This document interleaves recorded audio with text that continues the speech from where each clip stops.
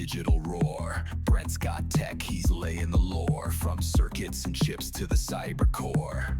Plug in and we'll give you more. Matt's on the edge, watch those pixels fall. He cracks the code, solves it all. Dark web secrets, firewalls tall. In the cyber jungle, he's the call. Digital ascent, we're climbing high. Voices in the ether touch the sky. With tech and games and culture bright, come along with us, ignite the night.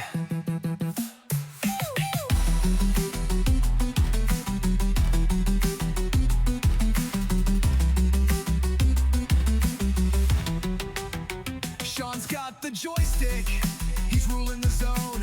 Gaming world's his digital crone. From pixels to planets, he's never alone. In the realms we conquer, the seeds are sown. Jordan's gaming flair, he's got the beats. Pixel quests and high score feats. Pop culture vibes with endless repeats. In our podcast, he's on the streets. Digital ascent, we're climbing high. Voices in the ether touch the sky. With tech and games and culture bright, come along with us, ignite the night.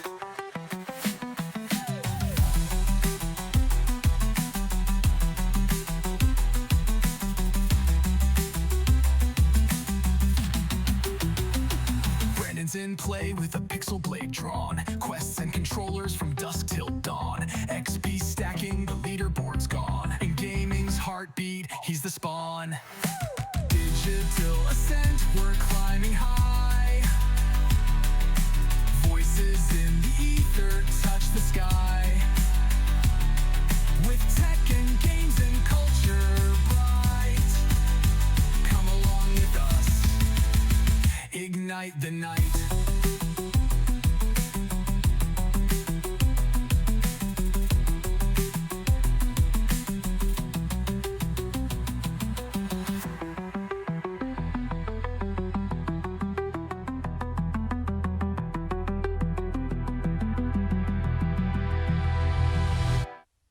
Good evening, everybody. Hope everybody's doing well. Happy Monday. We got a lot of stuff to talk about tonight. What do you think, Matt? Yeah, we got a few things to cruise through. You know, we're going to talk about some new Gmail updates. We'll run through, what are thoughts on the new Borderlands game. And then lastly, we got an interview with my homie, Brad the Bard, a.k.a. Chokept. And he's going to tell us about, how to get into red teaming. So if you're wondering, how do I get into red teaming and what does that offer to me? He's here to chat about that. Also just about some of his hobbies and hacking in general. So absolutely. Yeah, he's got all those cool little knickknack like tools and knickknacks behind him. I love it. Yeah, I was like, you know what, Matt, I'm gonna do you a solid and make sure this the background of my podcast is better than anyone else that you have on. It was a promise. You gotta set the standard, set the precedence right here. I don't have the sick RGB stuff that Brent has, but I have some badges and stuff I can pull out like C Money did. Yeah, but all your stuff is like right here. Usable. You know what I mean? Like mine's knickknacks, except for like a couple of keyboards back there, maybe. Hey, yeah, mine's usable. What's the cat's name again? I forgot already. That's Thor. Thor. King Thor in that King Shore. Which is actually, you actually have a cat named Thor, don't you? Thor named after Thor from Pirate Software?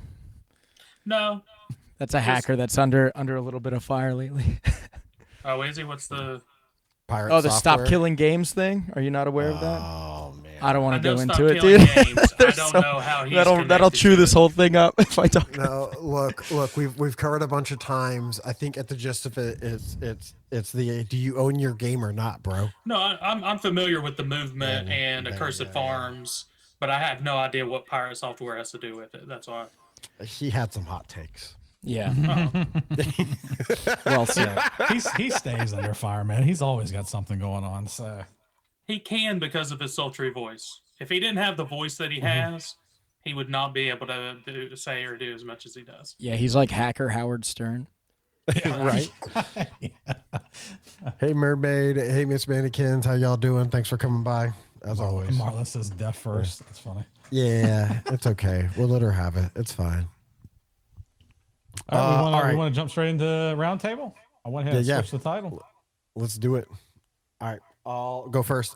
So I'm still cranking through Stardew Valley. I now have like 135 hours with my wife, which is like, dude, that's getting pretty tall. That's getting into like Stellaris and a few others territory.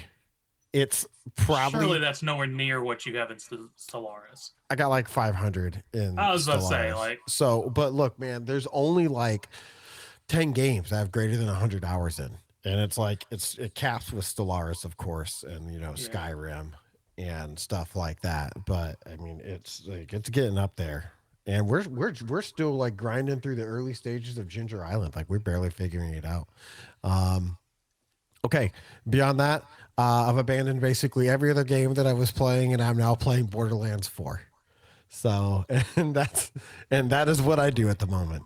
So, okay, who wants to go next? Brent? Sure. World of Warcraft and Borderlands 4. Those are the two games. That's all. Well, I guess I shouldn't say that. I always keep something going on the Switch too, just for when I'm not on my computer. Or heck, I've been waiting for stuff to load at work before, and I'll fire up something on the Switch real quick just because it's so easy to pick up and just screw around with. So, so I did. I came into a $20 gift card on the Switch eShop, and I was like, you know who deserves $20? Team Silk Cherry. Song. I got Team Cherry. I went ahead and picked up Silk Song. I really don't remember anything from the original Hollow Knight because I didn't finish it ages ago anyways, but it's been a really cool little game, man. The art style is just beautiful. I mean, the soundtrack is really good. Everything about it. Yeah. What's the pain level? It's gorgeous. I can't get, it's too black and white. The color desaturation gets to me a little bit. I also suck at it, so that's a whole different ballgame. I think that's what makes the progression, because you progress into levels that have more color pop. And I think that's what makes it even better is that contrast between the levels. It's better than the first super one, different. in my opinion. Like the little I played. Don't get me wrong. It I feels played it better on Game to Pass me because I'm not going to pay the money because I know I suck at it before I even started up. Yeah. Yeah, it feels better. From what I remember of the first one, it definitely feels like a iteration over top of it in terms of storytelling so far and fluidity of gameplay and all that. But you got to be, talk about to the pain level, you got to be on point. I just got introduced to kind of the more advanced platforming side of it, where you're kind of like down dashing into stuff to navigate levels, and if you miss one, you're done. Like you're down at the bottom. And so, in the whole premise of this, right, like without giving too much away, is you got to get to the top of this series of levels. You know, it's a Metroidvania. So yeah. Nice. Anyways, yeah, definitely if you're into that sort of game, it's beautiful. It's awesome. I'm not going to get too much into Blind Forest. Yes. Yeah. Do you know the tree level where you're having to like get out of the big, huge, tall tree? Like it's trying to like there's water coming up. One of my proudest gaming moments because I did it, and it was very difficult. Anyway, sorry, I interrupted you. No, you're fine. I'm going to reserve my Borderlands 4 talk for when we pop it up on the screen here in a little bit, but which I think I actually changed to after this anyway. So yeah, reserve all comments, I guess, for Borderlands 4 until after this. Okay. I'll reserve all my comments. There you go. Okay. Brandon? Who next? Brandon? I'll go. I picked up, speaking of Switch, to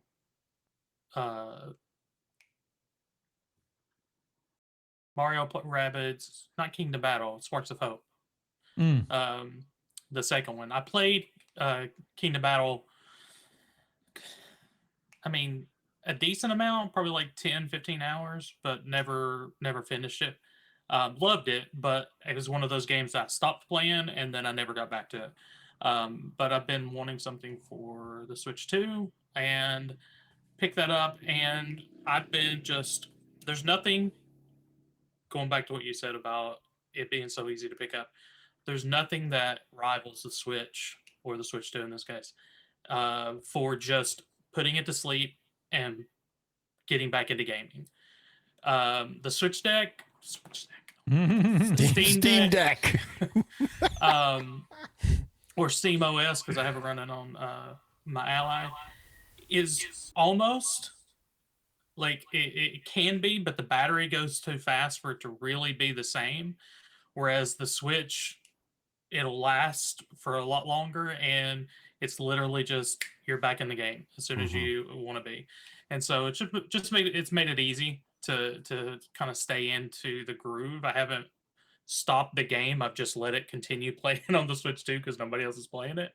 And so every time I sit down, fire it up, play a couple levels, which it's a wonderful game. If you like strategy, tactical games, XCOM, if you've never played Kingdom Battle or Mario plus Rabbids, it's basically, I don't want to say a dumbed down. It's a simplified XCOM, where instead of it being like you have 96.2% chance, it's like it's either 0, 50, or 100, depending on if it's no, partial, or full cover, and that's it. And so it's just a simplified version, and you've got like Mario and Luigi with like Luigi has a sniper gun, and it's wonderful, and his one of his Overwatch moves is Steely Stare, and he's wonderful. The other game I've been playing is continuing to freaking hit my head up against Ascension 20 Silent and Slay the Spire. I have played, I think I mentioned this somewhere, but I'm going through again because I realized I had forgotten how to play at Ascension 20 level. And I beat all of them once in the past, and I'm wanting to beat them all again. I beat Ironclad. Took me a while. Yeah, I mean, it was a little bit hard to get back into the groove. Then went to Silent, and I've been playing the stupid game, and I refused to go to any character until I beat Silent on Ascension 20. And so I have been playing on Ascension 20 for Silent, and I've gotten to the heart multiple times, but I just can't get past it. I'm not bitter. Oh, no, you're angry. Not? You sure? You don't sound bitter at all to me, man. I'm just checking. I really, and there's just something I feel like I'm just not, and I'm to the point where I'm studying, guys. I'm watching people play. I'm going to get back. And I don't even really know what it is, because like I've beat it before, and it's like there's anyway, that's the other game I've been playing. Mermaid says that game is hurting him for real, and she is 100% accurate. I can oh yeah, I mean, this is a game I've got 600 hours into. Oh man, I love this game. So many. I guess it's my favorite at this point. I mean, it's hard not to say it's my favorite. It's up there. Yeah, if I had to pick my top 5, this is in there. My brother, you got more hours in that than I do in Stellaris. I don't ever play a game that, except Picross. Just if you just include all Picross together, I've probably got hundreds and hundreds of hours in it. But I mean, okay. All right, Choke Point. What about you, man? You do gaming? Yeah. So I have I have a thing about video games lately that I've been trying to implement in my life, where I leave my consoles and my PC gaming situation as difficult or more difficult than it is to pick up my guitar to practice. Because if it's as simple as pressing the button to turn it on, I'm never going to practice. Yeah. With that said, my cousin hit me up for League of Legends the other day, and I had to reinstall that shit. Oh no, my brother. So I uninstalled it. I had installed it after we were done with the Vigar bot thing. But man, that game is rough, dude. That ate the whole day. So that's why you can't leave it installed. That game is bad, brother. Like I mean, like, yeah, it's good. I'm pretty into like competitive games. Like other than that, like occasionally I'll play Apex. I played all the Borderlands games except for some I'm interested in. I didn't even know the 4th one was coming out. I try to keep myself out of game news just because the more in depth I am with that, the less I am with all these other things. And hacking is a high maintenance skill. and so is most of the stuff that I do. Yeah. But other than that, I used to play competitive Smash. That's the Oh, only other wow. thing. Yeah. You don't want to see my dark pit. The way you said that, no, I don't want to see. No, no, sir. Look, this is an adult podcast, but not that level of adult. Okay. I don't want to get my ass kicked like that. That sounds Even we've got brutal. limits. No, but like I mean, in terms of really- like games that suck hours from you, I don't know if you Yeah. guys ever heard of Disgaea. I Yep. had to stop playing those games, man. They're so fun and like hundreds of hours just gone from my high school. I feel like I Mm. should love this guy. I've tried it a couple times, and I need to get back to it It's because a time sink. if you just lay it out in terms of like what it is, which is like, if y'all don't know this guy, it's like JRPG, but the numbers never stop going up. I feel like I should love it. So I know that they just released I think 7, but an updated version only on Switch 2, like with all Damn, the I didn't DLC even and know stuff. So I may Making me wanna try get it. that at some point. I didn't get the Switch 2. I'm kind of an anti-Nintendo guy, but we can go into that. That's okay. We've had some. I mean, I'm I think anti Nintendo, but I'm pro Mario, and it just is a really Yeah. hard life to live. If I'm just kidding. another Smash comes out, I'll have to get it. It's kind of how I feel too, but Huh. yeah, cool. Interesting. I'll I'm just looking up this game. I'll put the rest of them on my DEF CON 32 badge. Yeah. For the rest of the That was Nintendo games. that was the one that was like the little game.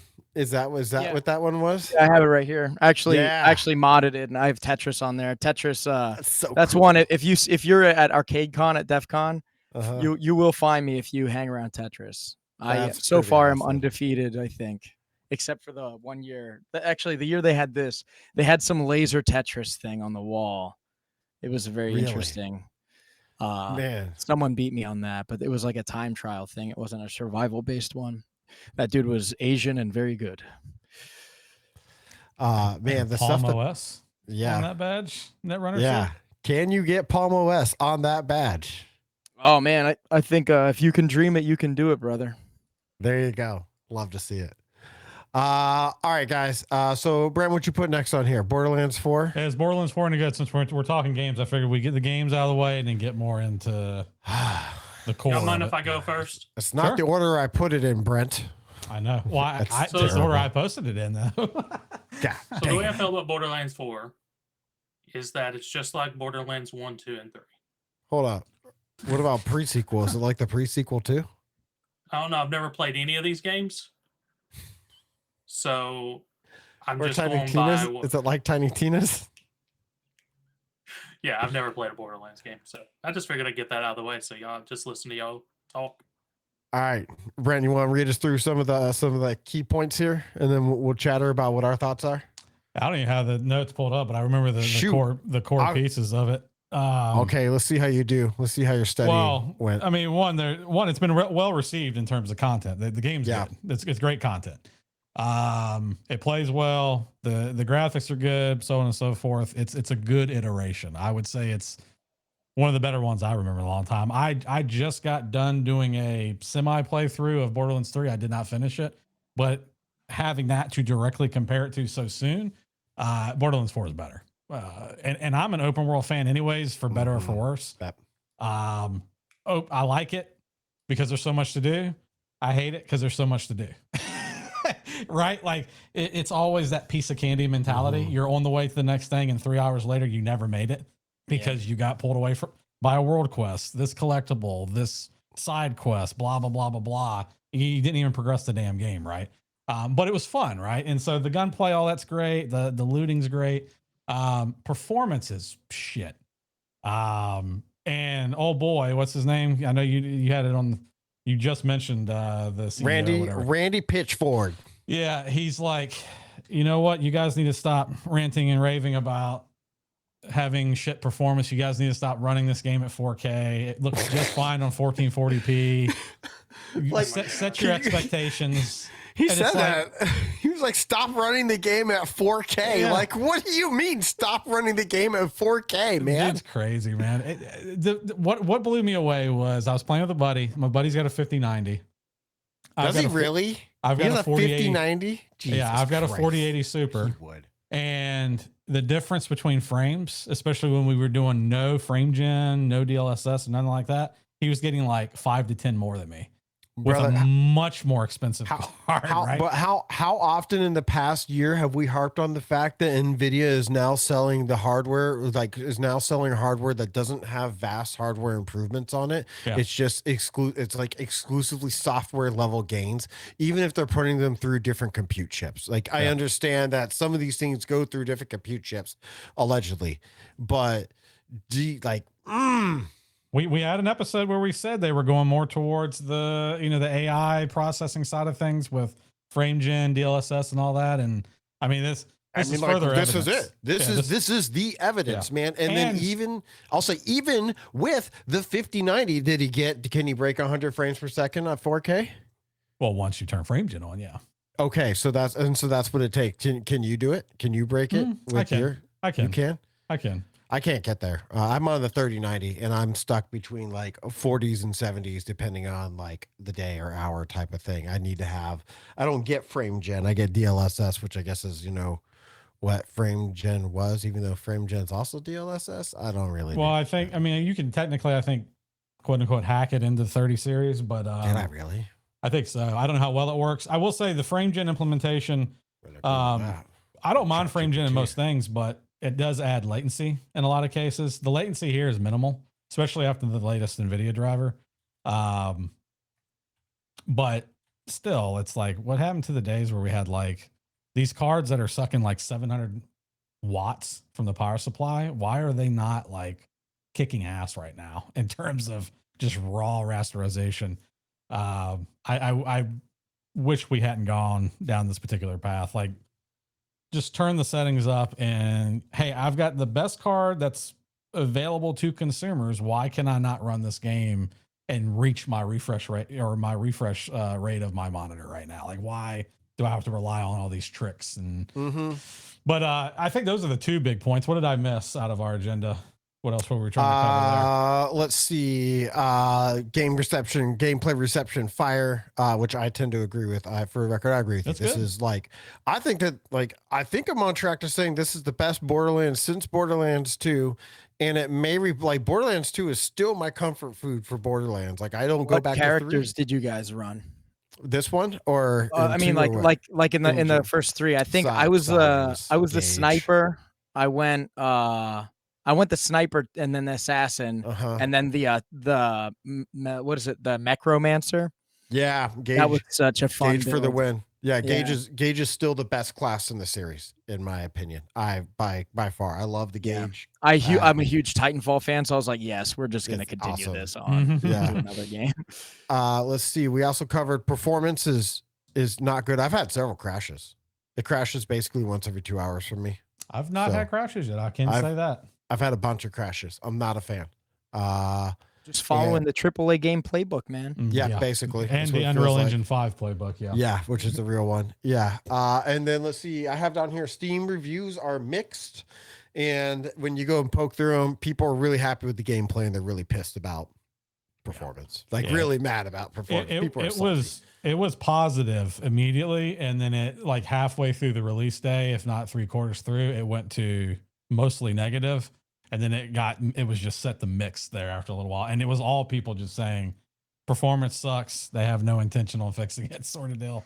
And then, of course, old guy came out and added fuel to the fire. So, all right. Yeah. Let's run through some of these chat messages that we missed. Let's see. Mermaid says, not graphically though. They improved. They've actually improved the graphics this time. I mean, I feel like the graphics are good. I'm satisfied. Let's see. Mermaid says that they actually got Mandy playing, your wifey. I see this. Though she says she wouldn't play if it wasn't for you guys. So maybe not that good. Let's see. Mermaid says, my thing is, yes, I love the game. It looks great. But when we explore new areas, I'm on the mount flying through. Then it shoots me back to where I started. Yeah, I'm getting shit rubber banding when I play with people for sure. Yeah. Exactly what she's describing. She's saying in 2025 games shouldn't do that. I mean, like, I'm inclined to agree. I think that's pretty ass. And Netrunner Security says, crashes, F it, we'll do it in production. I mean, AAA game mentality. Is that right, Choke Point? I think that's what you were alluding to a little bit there. Correct. Huh? There we go. Yeah, for sure. Good comments for sure. For sure. Let's see what else we got here. The hot takes I notated down. Okay, Randy Pitchfork, the CEO of Gearbox Games. He says this is a premium game for premium gamers. Don't think that you're like, don't try to run it like a monster truck when you have a leaf blower, which I think is kind of a rude thing to say to your consumers, but I guess that's it. He told people that if you think you can do it, go code your own engine and then we will come be your customer, which I guess is a fair take, though I've never seen a developer suggest that that's the solution. I was going to say so passive aggressive, but it's really not even passive. Right? No, it's just so aggressive, bro. Just aggressive. And then he claimed that it was, quote, pretty damn optimal, dang language, Randy. And that it's pretty good with its, I guess, with its performance. I don't know, man. I think it would have been cooler to just come out and be like, the Unreal Engine's a tricky engine to work with. And, it has like it looks like the Unreal Engine looks great, but it has performance drawbacks that are inherent to the engine itself. It requires, gas.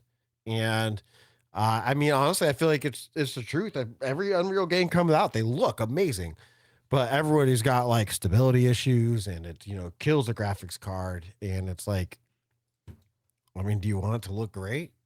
Okay. Do you want to pay for it? Though I would admit it's a little bit easier to pay for it when you're getting actual hardware gas out of the fucking cards and not just software gas. Well, you know what I mean? I'd argue too, and I've had this comment on here before about some of the games though, but there's games from a decade ago that look just as good, if not better, than some of the games that are coming out right now on older engines. They ran better back then on current hardware at the time. They obviously run phenomenally now because they're just everything we've got is overpowered hardware wise. It's like, how did we regress like this? I don't quite understand why we did it this way, but and Unreal Engine 5 was meant to be like the holy grail of engines, and then I don't think it really delivered as much as they promised. It hasn't. What? No way. And yet people continue to use it over and over. Like, at what point does that scaffolding collapse in on itself? Because it hasn't gotten better in how many years have we been doing Unreal 5? Like I think we're actually getting like current generation games in like the last year. Unreal 5's not been cranking that long, right? I thought it's been out for a few years. I mean, I think it's been out, but I don't think people have been producing on it. what Choke Point say? Yeah, Choke Point should have used the Roblox engine. You know what? It would have been more cost effective. That's for sure. How about that? Yeah, they could have had some released kids make April 5th, 2022 for free. Yeah. Okay. So 3 years. Some change. Sure. All right. This frame gen thing looks legit, man. That you were talking about. Yeah. You'll try it, man. It might take it from kind of playable to fully playable for you. I don't know. I mean, it's mostly playable, but I'm not running 4K. And, at this point, I'm kind of going, well, if I'm not willing to buy a 5090 level investment, am I ever going to play at 4K? Because every generation, it's been like, oh, one more generation, and I'll be in 4K. I had the 2080 Ti going, one more generation, I'll be in 4K. And now I'm looking at it, and I'm going, how do I get to 4K without a 5090, but like a current version of the 5090? Right? It's not good enough to have a 5090 because, like, come on, man. The goalpost keeps on getting fucking moved. You know what I mean? Yep. Like, god damn, man. It's a 5090 cost. Like $1,500? I think MSRP on the Founders Edition is like $2,000, isn't it? Yeah, I was going to say that sounded cheap. It's $2,000. You know what? It's $2,000 and it's out of stock at Best Buy. So that's like good fucking luck. If you get it for $2,000, you're doing something special. You've won. I can get it from Amazon right now for $2,838. Yeah, what a deal! Yeah, trade Netrunner goes trade in my car for a GPU. Yeah, for real, and it'll be worthless in 2 years, which is the nice part about that. Jeez, man. Make sure you mine some crypto on it. Yeah, right. Get that can money. Can it pay for itself with mining? That's the question. Yeah. No, I mean, like, Yeah. yes. Well, maybe Eventually. Maybe. I don't know. You All gotta right. take the long view, or do what my buddy did and start setting up his video cards in. What did he do? He called, so hydroelectric power plants. Some of them have like data centers. That's what he called it. He called it a data center, and that's not what it is. What it is like off to the side, they have a bunch of racks where people send them their graphics cards and their little minor like motherboards, and you can hook up to the cheapest power available, which is the hydro stuff coming out of like, the PNW or, other areas, and pay, basically nothing for power in a housing fee of like $50 a month. You just have to send your GPUs to this random power plant. He did it for years to get Sounds cheap like a power. pro gamer move to me. Yeah, I mean, brother, he at one point I feel like he had like $100,000 worth of cards spread across the U.S. in these different areas. I wonder what he was making on that. Probably more than what he put in. Yeah, I met him when he was doing his first little like Bitcoin miner, and he had these two little tiny ASIC miners, and like he had those before he moved on to other stuff. He had those paid off, and they were starting to make money per month, and it did not take him to this has been a long process and it took him years, but like it didn't take him too long to start making money back on it. And he's been playing and he's been like investing with house money for years now, basically. Like those $100,000, Awesome. like those cards, they didn't come out of his fucking wallet. I mean, they did, but like not the same wallet that House he pays. money. Yeah, exactly. So let's see. Anything else about this? Borderlands 4 is a good game. I mean, performance pick it up. stuff. Yeah, I recommend it. I'm actually having a pretty good time. I would like to see some more classes. I wish they would bring back the Necromancer class, number one favorite class for me. So, but I think I'm not going to get that. So, okay, let's see what else we got. Ready for the next topic? Manage subscriptions in Gmail. No clever title, just quite literally manage subscriptions in Gmail. Brandon, you want to lead this one, buddy? You want me to run us through it? I'm going to let you. Okay. Well, I desperately, because I was busy right up until the beginning, look over the notes again. Okay, no problem. All right, so this is a cool feature I stumbled across and decided it was awesome enough to talk about. So Gmail will now give you a single pane of glass where you can see all the emails that have an unsubscribe button associated with them. And it'll tell you, like, do you hear from them frequently and things like that. You basically go to your triple bars on the upper left side and go to manage subscriptions. And then you can click through and be like, unsubscribe me. And it's like, sure, no problem, man. Every once in a while, it'll direct you to a website. I think I tried it on like 15 different little newsletters that I just don't care about anymore. And I think I got through 14 of them. And the last one, I was like, I'm not going to the website. So, it's not. That's a new feature. Yeah. Proton's had that for a while. Has it really? Shout out Proton Mail. I know that there's been there's been a feature where it would offer to do it for a while. I'm wondering if it's the same one and they've just kind of redesigned it a little bit. But I know that Gmail for a while now, with certain emails, when I click on them, be like, you haven't looked at this in a long time. You want to unsubscribe? It looks like this came out early July. So yeah, I'm unaware of the managing them all in one spot, but I do know that it's had like a back end way to do it. Sure. Instead of looking at the bottom of the email, right? View. Like it gives you that single pane of glass thing too. Yeah. Which is, you can even cool. make filters and labels associated. Like you could make new mail rules based on the things that show up in there. And obviously bulk unsubscribe. Mm-hmm. But yeah. Will Proton auto sort So like, look, there's like one reason I stay with Gmail and use Gmail client, and only one, and it's that it auto sorts things into primary, social, updates, and forum. And if Proton does that, I might consider cutting bait on Gmail. Like I do not like giving my data to the corporate overlords, even though they swear they're not reading it, and I know they're full of shit. I could show you evidence that they are. Somebody can get a Proton mail account. Yeah, best to But assume. I also assume that any company is. I hate it. I hate it so much. It makes me want to vomit that all my private stuff isn't really private. Well, it depends if it's encrypted or not. But we could go down. That's a whole rabbit hole. Right? There we go. There we go. Well, we're sending this stream to Amazon right now by way of Twitch, and then we're going to post the VOD on Google's website, which is that of YouTube. So, that's correct. Oh, we're going to get deprioritized for our shit talking. Yeah. Oh, forgive me. Forgive me, Zuck. Forgive me, Bezos. Yeah, I'm so sorry. Poppy Bezos. Yeah. All right. We're going to move on to the big one? All right. Yep. Here we go. So we're getting into real meat now. How to get into red teaming. So we have Chokepoint on.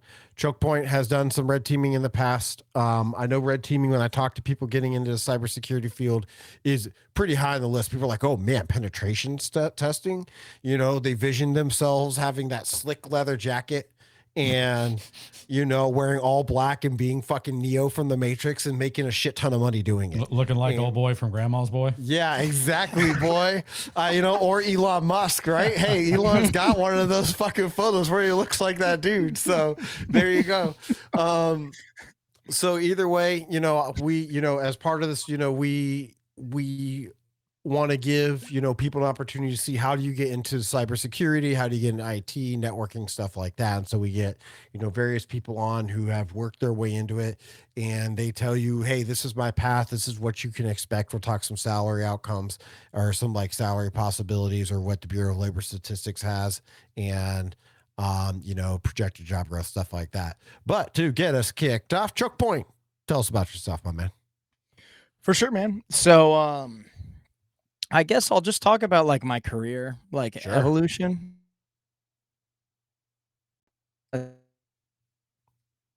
Uh-oh. Did we lose him? Technical issues. Oh no. Kapow. What the fuck? No. Betrayed. I was betrayed. Netrunner, was this your fault, man? Out here laughing at us. Netrunner hacked him right off the bat. Oh man. Iacult says the timing. Got him. Yo, my bad. Hey, someone DDoSed me. They don't want me leaking the secrets. Yeah, see, I knew it. I knew it. It's all good. The it's all good. Timing's great though. Yeah. So yeah. Terrible timing. I was freaking out. I'm like, yo, did you guys just DC on me? Lame. No. Yeah. I don't know. I don't know what happened. Anyway, how did I start? So I actually ended up getting my associate's degree at like a technical school with like a specialized computer science degree called like network and internet professional. I learned a ton about like Cisco networking and like just kind of enterprise level like networking theory, how to operate and be like basically a network administrator, right?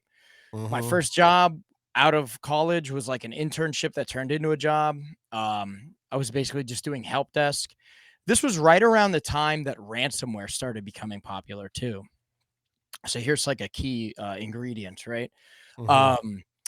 So ransomware is a mess. I think anyone who works in the field could like knows that. But me, like, I'm like, you know, similar to what you guys were just describing, you know, hacking is like the sexy version of this job. So like, that's the cool, badass thing. I want to, you know, want to be Neo. And like, I'm going to be in the Matrix. You know what I mean? Like Grandma's Boy guy.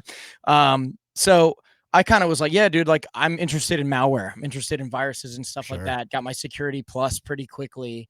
After I got like my network plus and like my CompTIA stuff. Don't ask me what I think about that company. It's a scam. Anyway, hold up. Industry is rough, bro. Real quick, there you go. Iacult heard it here first. It's another person. So Iacult, I met him, you know, 3 weeks ago, something like that, 4 weeks ago. He's looking to get into, you know, security, IT, whatever. He talked specifically about red teaming and stuff like that. He talked about, you know, that, you know, should he get some certs? And I was like, If you got it, man. I mean, like, you got to show that you want it somehow, but You need some kind of credential. yep. Like, this is such an interesting thing about the industry. I'll go back to my history after I say this point. But this is it's a good sidebar Yeah, for this guy. The people who are the first line of you getting hired are looking for those criteria. Yep. So if you can't network your way in and say, hey, like my GitHub, like I have tools that are used in Metasploit and they're published in Kali Linux, but I don't have my security plus, and that's like on your job. Like I'm hypothetical as shit right here. You know what I mean? But you know what I mean? Like it's the HR lady's not gonna know any of that, what any of that means. Yeah. So if you don't have X, Y, and Z that they're asking for, you're not getting in. So going back to what I was describing there with like my career, like, so I got into like blue team work, if you want to call it that. Like I worked in a NOC, started as a help desk guy, kind of turned into like a junior systems engineer. Yep. Was working like in a data center I was working at like an MSP, like VAR, software as a service provider. It's a really cool opportunity to just wear a million hats, including the red hat. You gotta learn Linux. I recently this year got my first MacBook. Always learning, right? Like I'm always trying to get my hands on new hardware, even though it's a very old MacBook. They're expensive. So I was like, oh, that's very cheap. I kind of want to just see how this works. How does GarageBand work? Or whatever, anything you can touch is experience. Sure. But then like came like toward the end of like my college is when I first did my first hack, right? And we were kind of talking about this earlier about Nintendo. My first ever device that I hacked was a Wii, and I put the homebrew hack on that. I don't know if you guys are familiar with that. Basically turn it into an emulator, throw whatever you want on it. And then after that, I kind of like did a couple other people's Wii's. I was like, yeah, this is like a cool thing you can do. Honestly, was doing it for free too, just for the experience. Cause I was like, repetition builds a skill, right? Yep. You do something once, it's perishable. Man, I wish I had like pictures of like a setup here, but as you can see, like I have like a display right here. This workbench not only is where I, cut wood up and drill holes with my drills, but it's also my workbench for like my hacking stuff. So it's like everything here. One of the more recent things that I hacked that I'm really proud of, this was like a new endeavor for me. I had to go through the JTAG of an enterprise Cisco wireless access point. I don't know if you guys are familiar with Meraki. Yeah. So I actually had to open that thing up, solder onto the JTAG so I could connect it to my Raspberry Pi and interrupt the boot sequence so I could like inject OpenWRT firmware in instead of its proprietary Meraki stuff. And I was like, fuck you, corporate overlords. That was a big moment for me. Pause. I want to hear about this a little bit more. So hold up. So you cracked open a Meraki. You found like the right chip basically, or the right like set of lines, and you just soldered some more wires on there. And you interrupted the boot. Like, how do you know it's the right? I'm going to ask dumb questions. Yeah. So cool. Like if you go on OpenWRT's website, they have like a database of like things that their firmware is compatible with. And like, someone smarter than me compiled the list. Someone smarter than me wrote the firmware.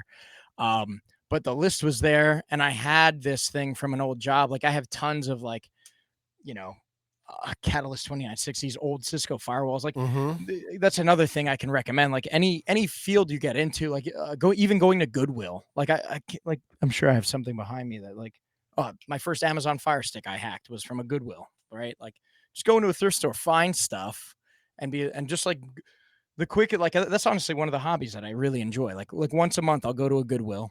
And if I find a device that doesn't look like it's older than me, I'll look up like, oh, does this have something cool about it that you can do?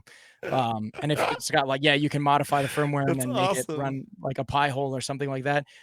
Do it. Just do it for the experience. So like that's one of the big hobbies that I have, and that's why League of Legends stays uninstalled. Yeah, because then otherwise it won't get done. Yeah, how are you gonna hack Meraki's without it? Yeah, exactly. So That's I have crazy. some pictures and stuff. I can try to look for them. I actually am running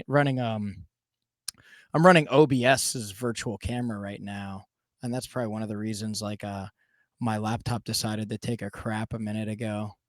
Right when I started my story. But let me just browse really quick. I might have a picture I can drag up and just kind of show you guys. If not, I know where I can find it. Yeah, give me a sec. Let me see if I can dig up for it. But yeah, that was so like that's one piece of like my journey. Got out of the VAR, COVID hit, right? So I left that job, went to work at a gym as a manager. It was actually a parkour gym.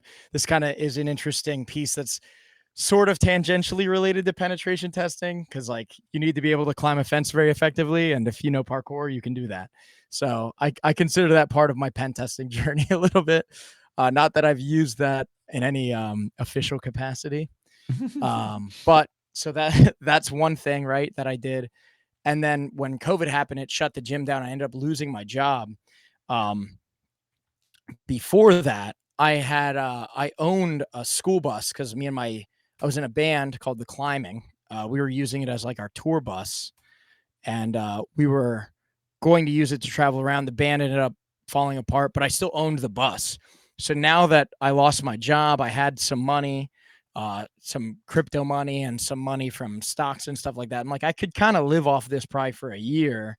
And if I'm going to do something with this bus, it's now. So I wanted to turn it into a motorhome. I ended up turning that into like a motorhome, solar panels on the roof, traveled all over the East Coast, was going to do like I could totally go into that. I have a podcast called the Bard of All Trades podcast. Look it up on YouTube if you want to see. I did the build. The build has videos about like everything I did. If you're really curious, I could throw that in the description if you want or whatever. So I finished like that. The bus started having problems, ended up selling it to a goat farm. They needed an office that they could watch the goats from, and buses have a lot of windows. So it was like a perfect situation. I ended up getting rid of that. And then I ended up getting this new job at this company that I'm currently working at.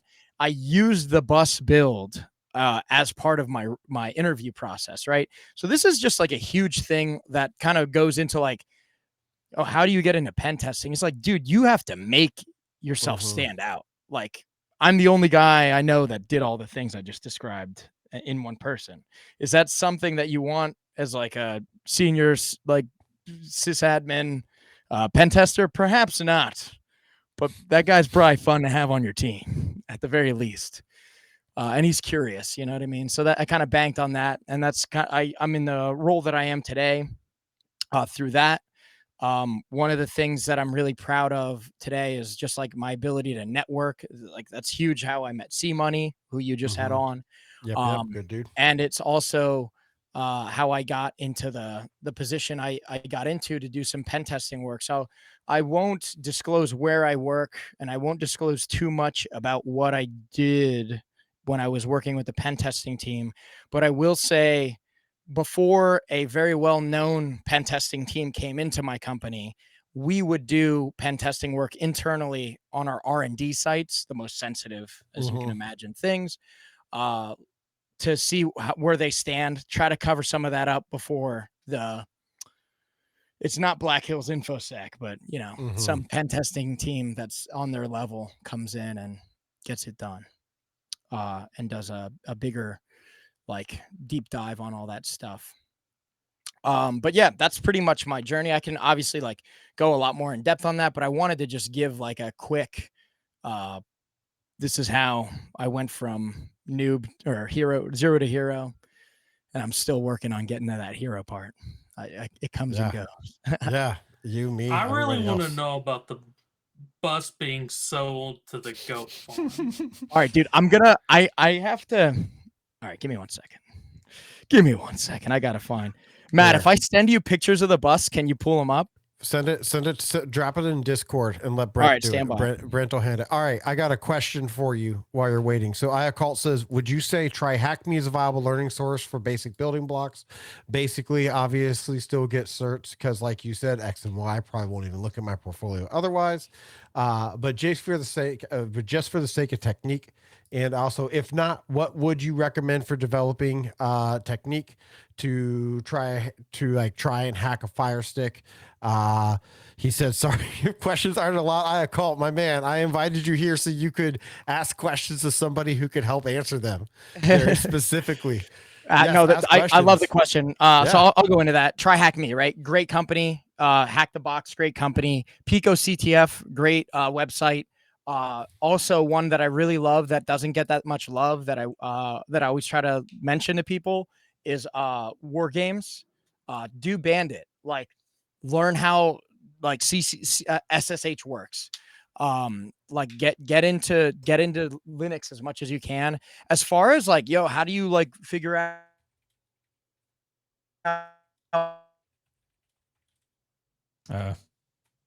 Oh no! Oh, womp, womp, womp, womp. CIA at it again. God damn it. Netrunner said, I'd say yes. They just started offering certs. Let's see. I'm betting he's gonna join back here in a second. There he is. A second. There he is. What was the last thing you heard? I'm sorry about that. I switched to a different access point. I'm running off of that open WRT Meraki right now. So yes, you can imagine. I'm sure it's trying to phone home like, this guy's not paying his subscription. I'm just kidding. I'm in the basement. That's probably why. I just switched from 5 gigahertz to 2.4 though. Hopefully that smaller wave goes through the floor a little better. But yeah, what was the last thing you heard? I was just saying, like, get the Fire Stick, go on YouTube. There's some insanely smart dudes out there that are trying to make a name for themselves. Build yourself a portfolio. Like a huge piece of advice that I can say is a good piece of advice, but it's not one that I particularly follow. Is like, oh, like you need a robust GitHub. I have my own website where I just put my own shit, dude. But I have tons of stuff on there that's not cyber related. So it's got to make sense for you. But again, like I like to be this eclectic, weird dude. Like I want to stand out. You know what I mean? Like it just helps you pop in the algorithm. I don't know. You know, if it worked, I guess I'd be a famous YouTuber like Mr. Beast by now. But it certainly gets me into rooms like this with swell folks like you guys. There we go. What real quick, Brandon? I'm swell, Brent swell, Matt swell. Oh no, I'm just swell these days. Okay, so there are a couple things I want to call out here. We talked often like how do you get started in IT? MSPs, I still argue are hot cash money. Chokepoint just got on here and said, I started out working at an MSP at a bar, and it was an okay job. I mean, honestly, that's a pretty good review for an MSP, saying it was an okay job, right? MSPs are hard, but they grind through. Yeah, I mean, having a good team, like this is a piece of advice I would have given myself. Maybe this is valuable to somebody.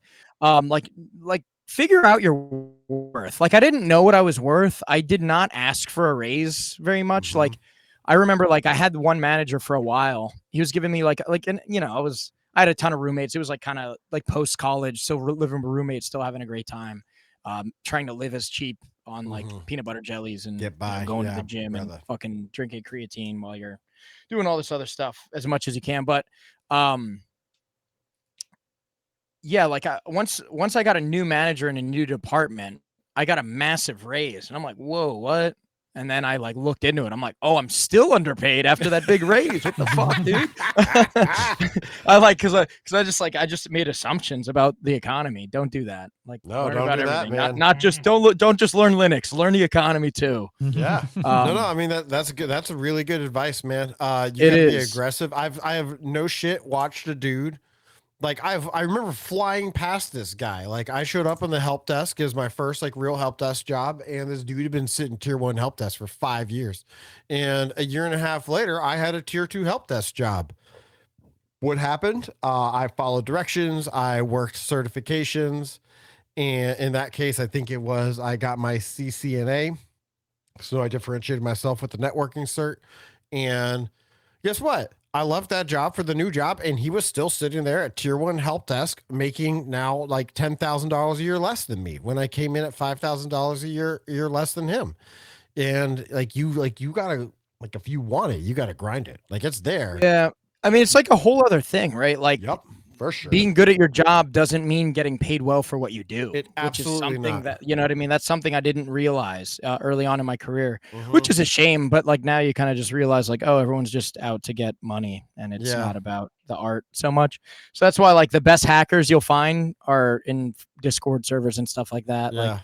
Like, it's just so interesting. Like the best ones aren't looking for money. They're just looking to share the the love of the game. C Money is a great example of that. I mean, I don't know what he does for a living, but dude is hella passionate about the game.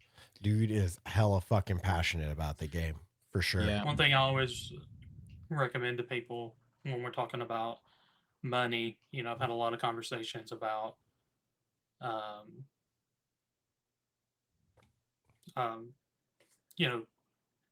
salary and what people want to be, raises people want, different stuff. And you have to become comfortable talking about money.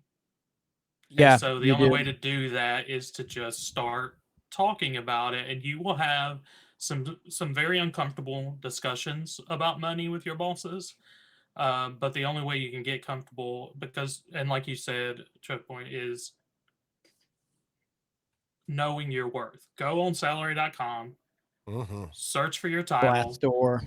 Like there's a ton of different sites. Yeah. Just something. Go somewhere. Ask AI, ask Google, whatever you need to do. But ask somebody, what does my title make on average? Understand you may not be average. You may be below average, maybe above average, but you know what you make. And then work hard, because when you go to ask for money, there's two things that are going to happen. One of two things. They're going to say yes or they're going to say no. But I guarantee they will not say yes if you're not a superstar. They're going to say no. And then they're going to think, well, we'll probably need to replace this guy. Yeah. Because if you're somebody who barely does what you have to do, you only do exactly what you need to get by, when you're asking for more, the answer is no. You've got to be willing to do the work before you start asking for the money, in most cases. There's some exceptions to that, but in most cases, that's true. I don't remember what we got, how we got off on that, but. Oh, your freaking bot just smacked me for putting the bus pictures in, dude. I'll just send them to Matt, dude. Matt, you figure out what to do with these. All right, I've been trying to get these. I got you, dog. You send them on over here, man, and then I'll make Brent do work. All right, so I think Brandon did want to hear about the goat situation. I think that's what we were about ready to start talking about when you crashed. Yeah, out. That's the most important thing. If we gotta know about what's up with this bus and this goat. That. Yeah, I'll send that here in a second. Let me just finish this piece. God, I'm all right. All over the damn while we're right working on that, so what does day-to-day pen like red teaming look like? Yeah, is it, I'll tell you about that. Right is it fun, or is it like reports? Dude, so let me just I'm gonna pull up the goat thing and just throw that in the Discord, and then all right, so this is not the podcast that explains the goat thing, but this is all right. I had an old podcast. Basically, what I would do in that podcast is I would have people on, like, let's say I had like an MMA fighter on. I would talk to them like I'm doing here with you guys, and then after that, I would film like, all right, let's demo something that you do. Like, show me a cool MMA technique, right? So with the goat people, I like fed the goats and shit, and it's a very hilarious video. I just shared it in there. If you want to take a look at that, maybe throw a clip that makes you laugh. You will laugh, I promise.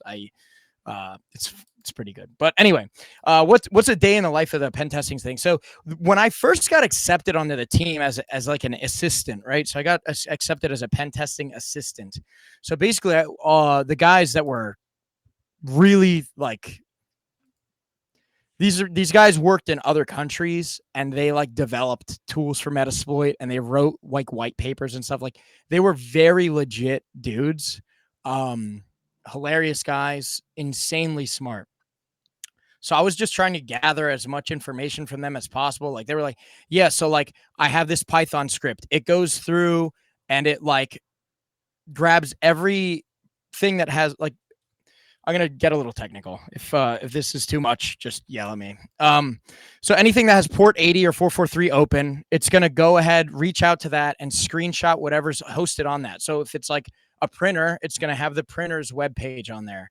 And then inside of that image, like if you open up an image in Windows, like the image, similar to like a music CD, would have like the artist name, the album, the track number, the track name, etc., the year, the fucking who produced it. Like it's all in the metadata, right?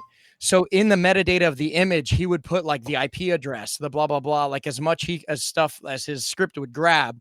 I would go, like, this was like when I first started, I would go in and grab each of those files and then try to like get into each of those devices. So like one of the things that I used was just like, and you guys I can share this stuff with you, or like anyone can hit me up for this stuff. Like I'm super open to sharing this stuff. But I would just use like open source tools to try to brute force into some of these devices. Once I got in, let's say it was like I got into a 3D printer one time. And then I was like, that's hilarious. Like I see a bunch of files in here, so I could print something. I could actually like add my own 3D printable file. Speaking of 3D printing, most of the stuff behind me is 3D printed. Like this thing that holds the screwdrivers. It's awesome. Anyway, whatever. Yeah, even my Flipper Zero case. We'll get into the toys here in a minute. But yeah, so I was going through doing a lot of that stuff. Basically, like they would do like some of the more technical things, and then I got to actually kind of crank on stuff. And I'll be honest, it was amazing. I don't work with that team so much anymore. But like I remember my first week working with those guys, dude. Like I like slammed an espresso and then I had a coffee on standby. I'm like, dude, I'm gonna be on for this whole day. I need to prove to these guys that I'm worthy of being on the team. So I was just like doing as much as I could with these guys, like trying to, use the reporting system that they had, like which dumped everything, like just some of the most high speed dudes I've ever worked with. So it was like a really awesome experience. But that's just like. That's just that's the first impression of that stuff. I don't get to do too much of that stuff anymore. Now for my job, I'm more involved in the blue team side of things, which is great. But the economy's in a rough spot right now. I don't know if you guys noticed. But they kind of cut back the need for that pen testing stuff. I guess they're kind of relying on that external company that I kind of mentioned, or like obviously those guys are still working and maybe they're just utilized less, but the need for assistance kind of fell to the wayside. So now like I kind of just started, I kept the skill set. I recently got like, I went through like a Python course because I wanted to be better at that. And then and then AI came out and I was like, oh, well, I guess you don't actually need to be good at anything with coding. like as long as you know what you're looking at and can debug it, it's like, it's crazy. You don't actually need the skill of like, I mean, obviously like if you want to be the best of the best, but as a hacker, I tend to be more of a jack of all trades. I cut my teeth as a network engineer, and anything that I know is like an extension of I wish we had like a Borderlands skill tree, because you have the 3 paths. It's like, well, I chose the networking path, but you could still lob grenades if you subspec into this a little bit, Yeah, for sure. So hopefully that answers like some of the question. I can kind of go into that further.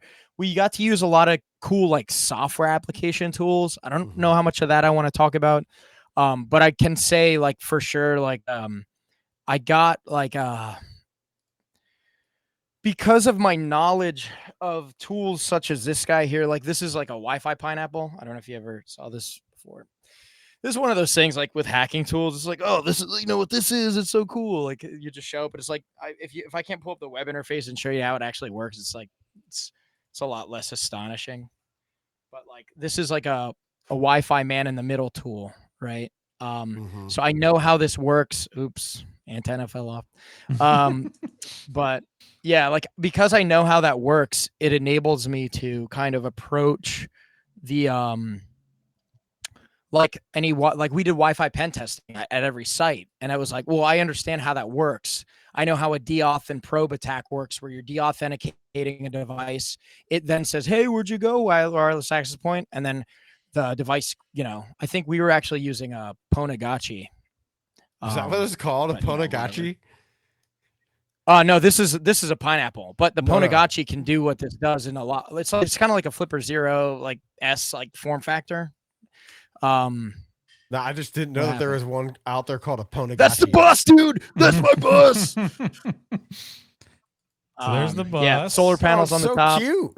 Yep, look at that. I see him up there. Yeah, it looked like a prison bus. No one bothered me on it really, which was not on purpose, but it worked out. That was my fridge and yeah, my friend used to work at Best Buy. That's actually a Best Buy merch cage on the bottom there. So I would lock like my valuables in there if I was like going camping or something. That's cool. Go back. Okay. This is cool. I'll talk about this because I don't own it anymore. So I have that dresser there. I was measuring like people's had dressers because I needed to put my clothes somewhere. And I was like looking on Craigslist and Facebook Marketplace, all this other shit. And I found one that was like almost perfectly sized to go over the wheel well because I wanted to build something there. The thing that's under the dresser, it looks kind of like a barn door-esque thing that attaches magnetically and you can hide and stash cool things there. I'll leave it at that. You can move on. That is awesome, man. Love the ingenuity. There's some cool stuff in here. Right? Yeah, absolutely. So that's where I brush my teeth in the morning. That's a heater to the right. Then there's the 2 seats. Those are stock seats where I put like space seat covers on them. And then that's where I would like have my podcast. And then you have one more image that has like my desk workspace type thing. Actually, that's a cubicle desk. And this is the same type of cubicle desk. I found these on Craigslist as well. They were free. In fact, most of the things I used to build the bus were free. But again, it was like during COVID, it was one of those things where I had the opportunity where it's like, dude, like I have this like engineering type mind and like I love to like go on. Oh yeah, the heater's on. It was winter, cold in there. There's like a big plastic thing, square. That's like a water thing. I never actually installed that. I ended up selling the bus before I got that installed. And as you can see, there's a shitty looking wheel well under that table. Some things didn't get done, but most things did. Really cool. I wanted to get the plumbing working, but I always love any bus conversion stuff. Like if I'm doom scrolling or something, and one of those pops up, I'm like, I gotta watch this. Yeah. I don't know if you guys have heard of this YouTube channel. It's called Regular Car Reviews. Yes. Yeah, my bus is on one of the episodes. You should look. Oh, really? That's interesting. Yeah, it's actually hilarious. They roast it pretty good. That's awesome. Yeah, I if you want, I'll find it and throw it in the thing. But yeah, so that happened. I found the link already. That was really easy. Yeah, for sure. So yeah, man, I've been around town once or twice. Yeah, man, what a bunch of chapters I've been through. But like this is one of those things where like some of the coolest hackers I know, like C Money's one of them for sure, where he's just like I don't know how much of his history he went in like with you guys like on or off the podcast, but you know, he's been through a lot, and like his journey is why he is so the way that he is and adept at the things that he is. Like he's an insanely good leader. Like it's something you can't really tell. He seems really introverted, but he runs like DC862 and like he'll pull strings to make stuff happen. And like I don't know how he's this way, but it seems like he must be like on some James Bond villain shit where he's like, I need the perfect things to align. And once I pull this string, the Rube Goldberg will collapse. Like, I don't know. Like, but he hit me up and he was like, yo, like we're doing like this CTF.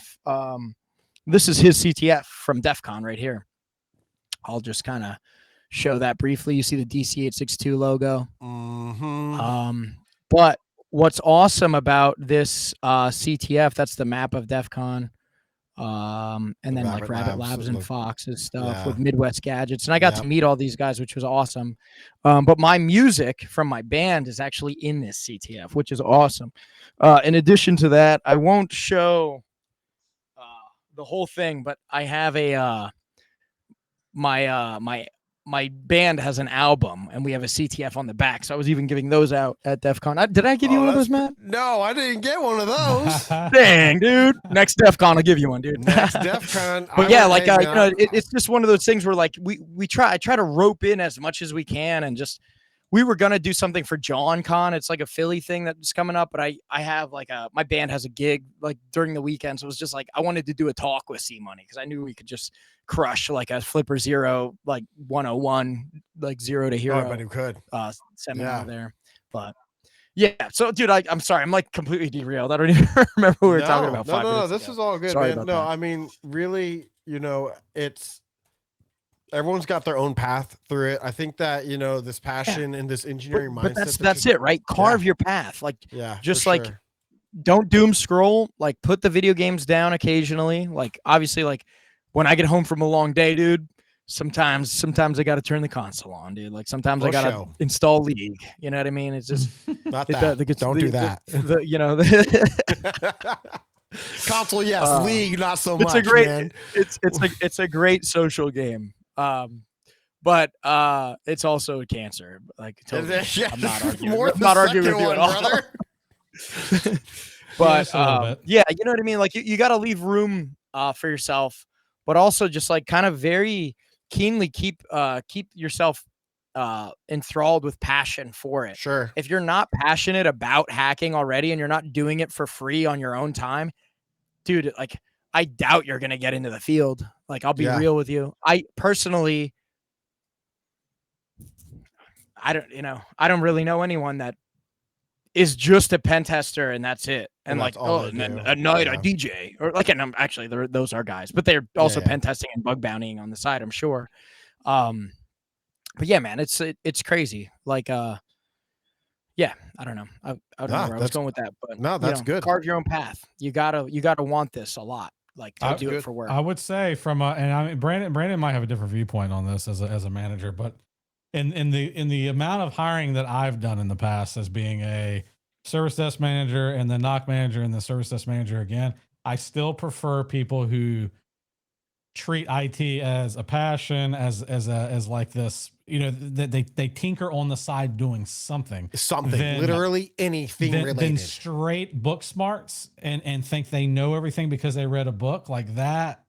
And because the only reason I have that love getting into a meeting with a book smart person that doesn't know actual like practice. Right. I'm like, oh, you're about to get they know one way to do something and that's it. And it's like, and half the time that's not even the way that the company I'm hiring for is even going to do it in the first place. So it's like your knowledge is already out of date, my man. Like, and I think that the key point for me is that it changes your mentality as someone who works in the IT field. It changes your mentality to be someone who is passionate about going out and finding a solution.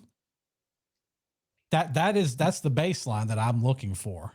The people that don't do that are the ones that, in my opinion, they just don't really succeed, or at the very minimum, they don't succeed in the same way or at the same rate as someone who is just willing to go find the answers of stuff. The amount of times that I've hired folks in the past that like, they reach the first hurdle and they just freeze, deer in headlights. What do I do?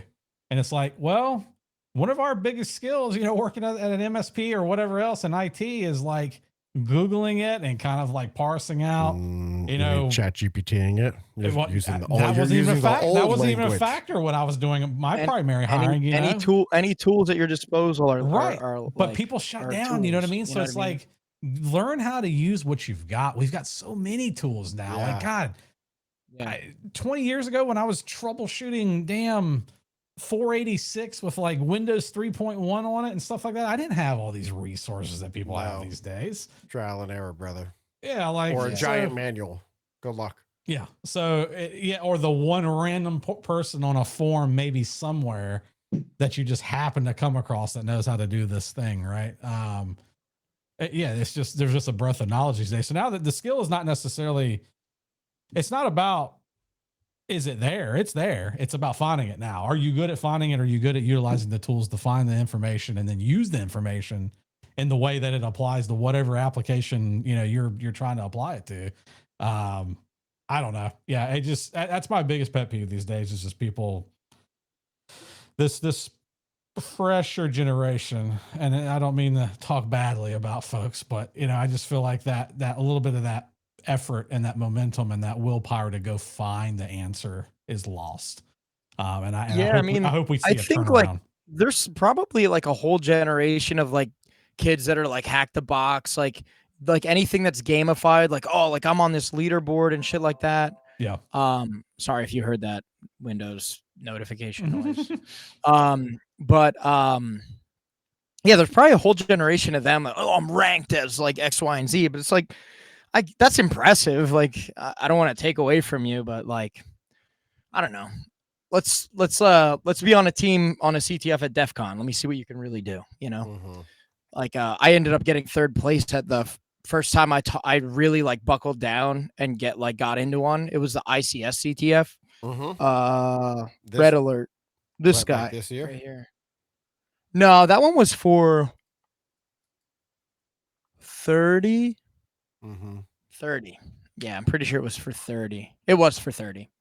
Yeah. Yeah, and that was awesome. I met I'll tell that story briefly. It's like I'll skip the technical details, but like a bunch of us were just like gathered there, and I kind of decided like it was my first year at Black Hat too, scam. So we went and like, I was with my friend. He actually ended up getting sick, and he like stayed in the hotel most of the time. Well, I'm like, well, I'm gonna make some new friends, and I never tried like a CTF seriously, and like it was the year that I really started like wanting to like try to pursue offensive security. We'll just say that, right? So I was like, well, like I had just gotten my CEH, certified ethical hacker certification, and then I was like, well, dude, like it's time to really like put the pedal to the metal. Let me see if like what I, circling the fucking questions, if that's a thing. EC Council is a scam too. Come to you. But yeah, so like I sat down. There was no seats left, right? So I'm sitting down there, and I guess so I was with these other guys that were kind of just sitting there, two brothers from Armenia, and then this other guy who actually did bug bounty. So those two dudes were like, the brothers were like insanely good at SDR, software defined radio, for anyone that doesn't know what that means. And then I was like the network engineer guy who like had limited experience with like a lot of the stuff in this, but it was like really interesting to me at the time. Cause it was like, ICS is like industrial control systems. That's where like cybersecurity touches reality more than anywhere else, right? Like if you can hack a boiler and make it overheat and explode, you can hurt people. You can't really do that with like, I don't know, a Wi-Fi access point or a video game console or something like that, right? You can just make people rage quit. But yeah, so like I remember like my tag at that time was floor guy because I was the only guy that didn't have a chair.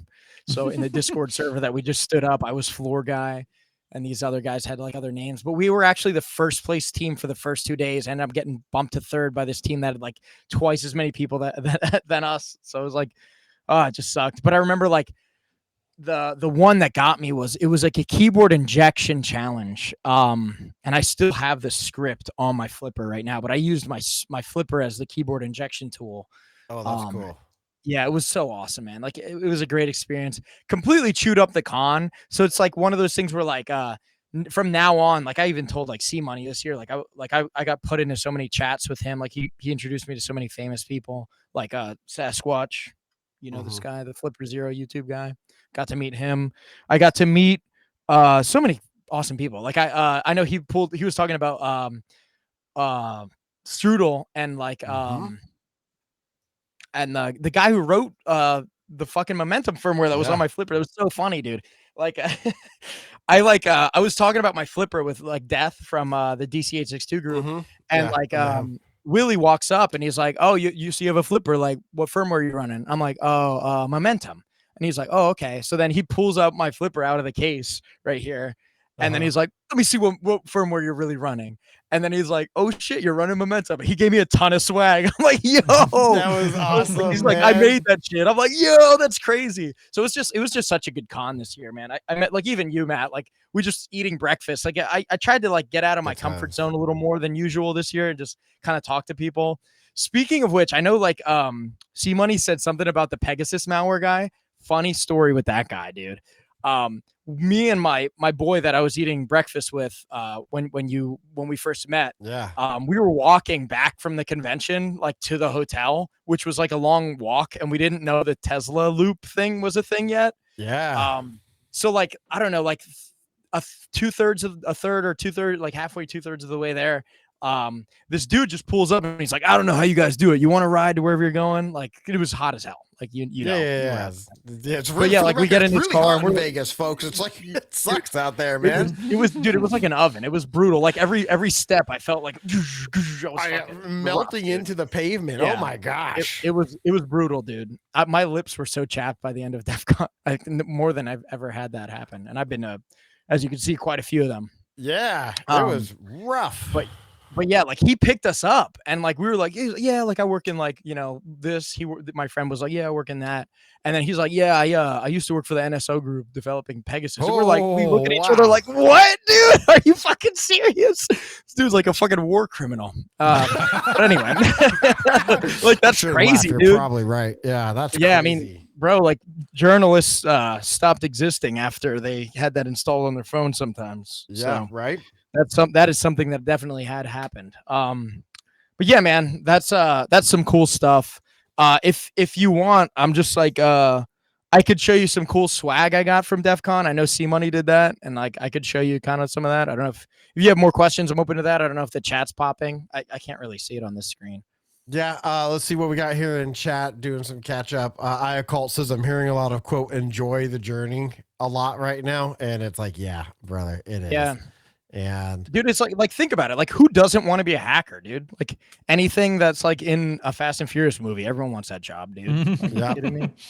Let's see. It's gonna be very competitive. Netrunner Security said Dr. Packett met Strudel and then laughed at me when I pointed out that they were a great person. That's accurate. I don't know who Netrunner is. Maybe they are Strudel for all I know.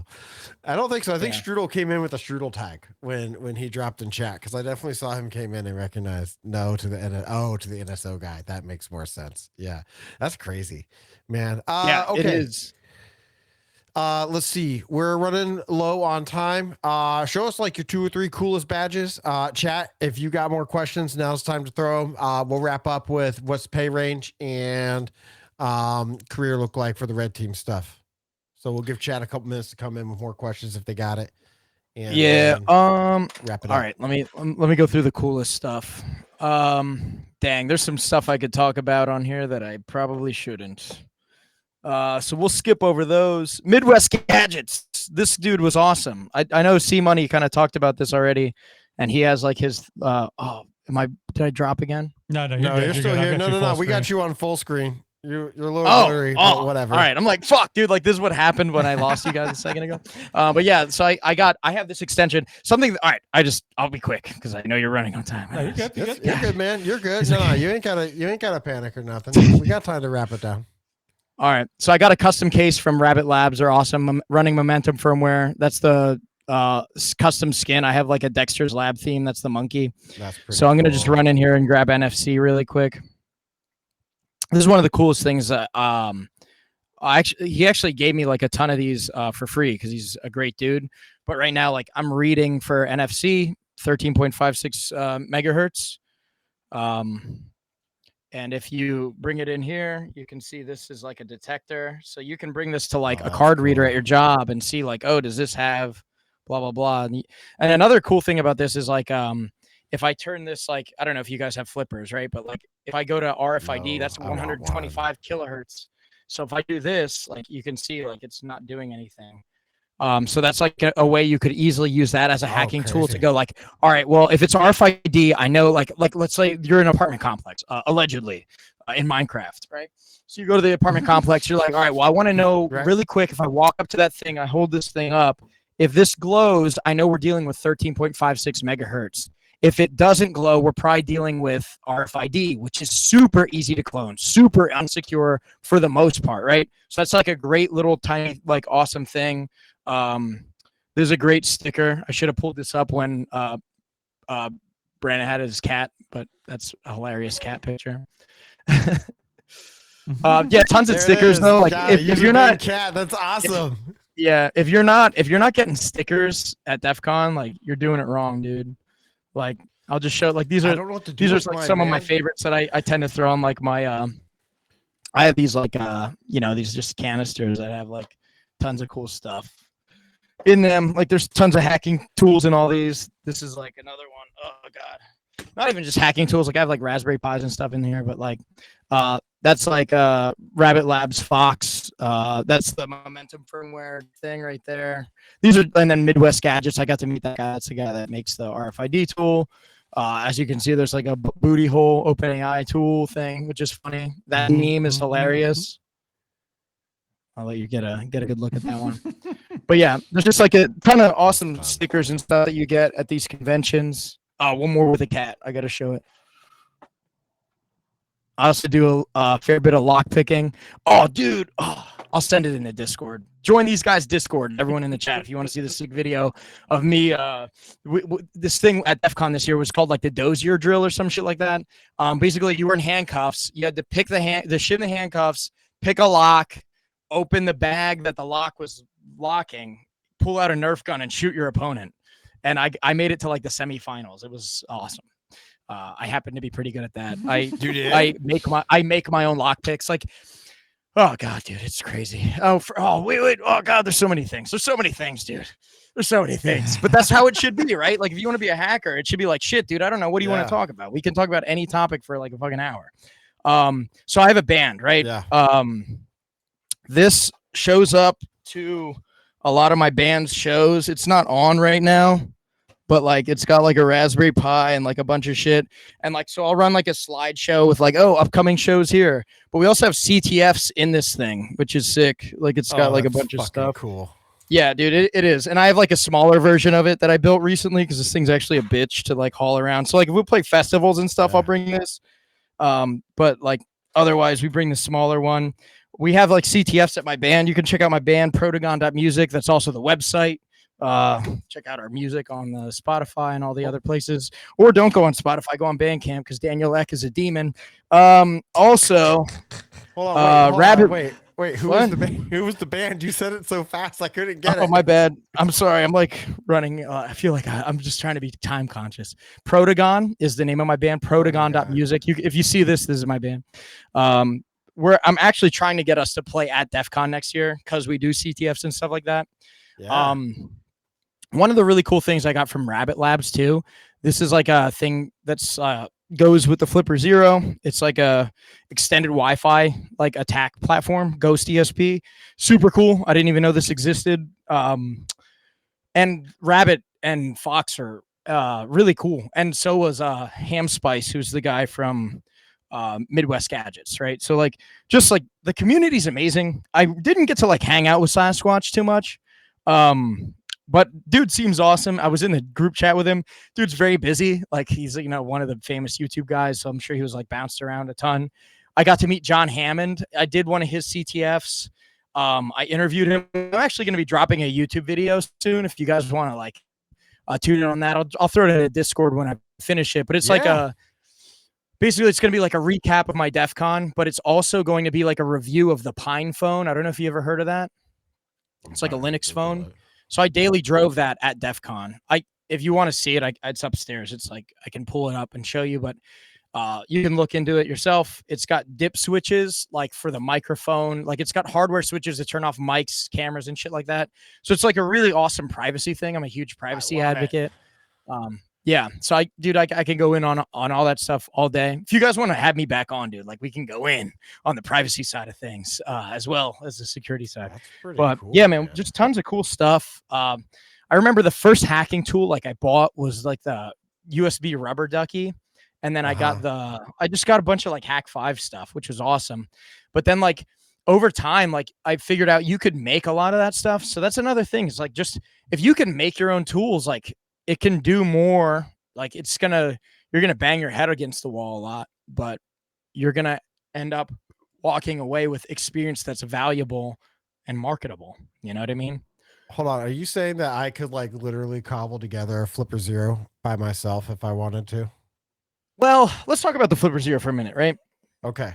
What is the Flipper Zero? It is a radio hacking Swiss Army knife.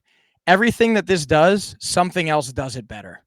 But it's really tough to get everything into this package, right? Think about a Swiss Army knife, right? Tiny. It's got a scissors, it's got a knife, it's got a saw, sometimes a magnifying glass, right? But you can get a better magnifying glass, you can get a better saw, you can get a better knife. But it's tough to get all that stuff in a small package, and that's where the Flipper Zero comes in biggest handiness. That was a weird sentence. I'm sorry I put you Whatever. through that. Close enough. We got what you were after. That's awesome. That makes All sense. right, That's for what I've sure. always thought. But yeah. All right, so we're gonna go ahead and start wrapping it up.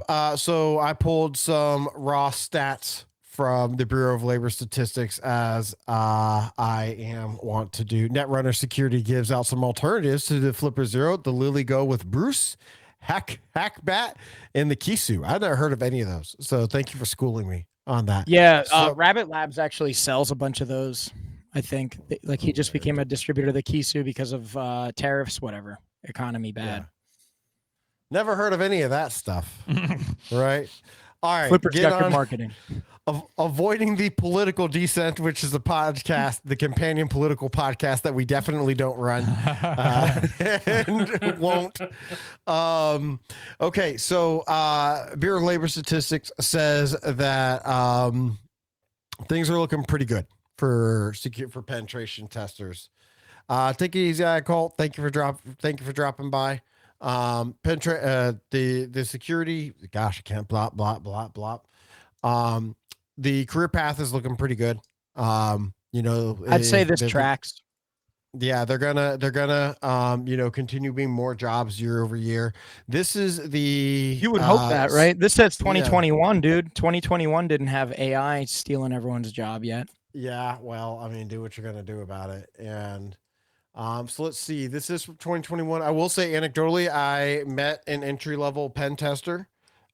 He had an interesting story. He was coming out of college. He went to college wherever, it doesn't matter where, some brick and mortar school. And then he turned around and got into Harvard for their cybersecurity program for his master's, which he said was it was absurdly easy. You basically take a class, you don't fuck it up, and you can continue going. And he was working as I think he used the word intern, but he also said he was making over $80,000 a year. So, term to be used lightly or loosely. Was he a Fed? They pay good. Might have been a Fed. I don't know. So no, he didn't. He said it was for a private. He said it was in That's the how it private be. sector. So, I mean, look, man, if you're looking at this and you're going, can I get into penetration testing? The answer is, yeah, you can. You got to put in some legwork. You're not gonna you're almost certainly not gonna walk off the street and walk into your first pen testing gig and be like, wow, I'm fucking nailing this. Yeah. You're gonna have to and Choke Point, correct me if I'm summarizing wrong, but you got to build basic skill set.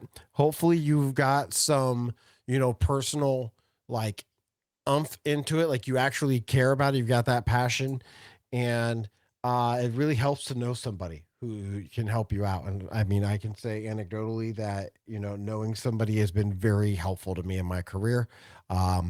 Yeah. I get involved with a lot of groups, and I run this podcast and all that stuff because it's been very fruitful for me personally.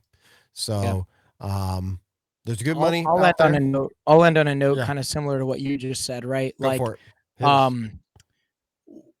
What's better than a person that applies for that position with the certification is someone who has the certification and a story behind how they use a tool that applies to the job. Yeah, that's literally how I made it through their selection process for the pen testing internally. It's yeah, dude, I just got my CEH. I went to DEF CON and I did X, Y, and Z. I have a track record. I go to DEF CON every year. I summarize this thing. I try to do X, Y, and Z on my downtime. Here's some of the projects I've recently done. Show that you're really passionate about it. Even if it's something as simple as I don't know, modding firmware on your router. It's oh yeah, I bought this Asus router at Best Buy, and then I didn't like the built-in firmware because it was trying to charge me subscription for the parental control thing. So I just installed OpenWRT and did my own shit. It's show that extra initiative. It goes a massive way. I wish I could show you guys my home lab maybe another time because I have tons of cool shit to show with that. Yeah. But follow my band. Come do our CTFs. Maybe I'll come out to the Midwest and play for you guys sometime. I'll bring this giant fucking thing. If you do, I will go to the show. You can guarantee. Hell yeah, brother. Absolutely. Brent and Brandon, any closing thoughts here? Just thank you for coming on. Appreciate you. Yeah, for sure. Choke Point's been awesome. It was great meeting you guys. Maybe we'll get in a Borderlands 4 lobby. Yeah, Yep. boy. No, I was gonna say my closing thing. I think a Colt already left, didn't he? But that exact passion that you've exhibited, if I can speak, this whole podcast is what I'm talking about. Like how you light up at every topic, Choke Point, in terms of all the hot. Because I mean, yeah, you're into hacking and tinkering and all that, but there's so many subsets of that, right? There's so many things that you're into, so many paths that can lead down. That is what I'd love to see more of these days from all skill levels. So, yeah, that's my closing thought. To kind of give a Colt an example, maybe he'll watch the VOD at another point. Man, hopefully I'll see him in a couple days. I met him through one of my networking groups, and for the worst, if you're hiring, he seems like he's a good kid. So, homeboy could use a chance. Give him a shout. So, all right, cool. Well, awesome. Thanks for joining, everybody. Yeah. We appreciate it. Marla, as always, Miss Mandy, as always, we love having you guys. Netrunner, thank you for full show. Netrunner, hopefully we will see you around, and same for Colt. And of course, thank you, Choke Point. You're awesome, brother. Yeah, thank you, Choke Point. Absolutely. Great meeting you guys. Yeah. Bye, guys. Bye.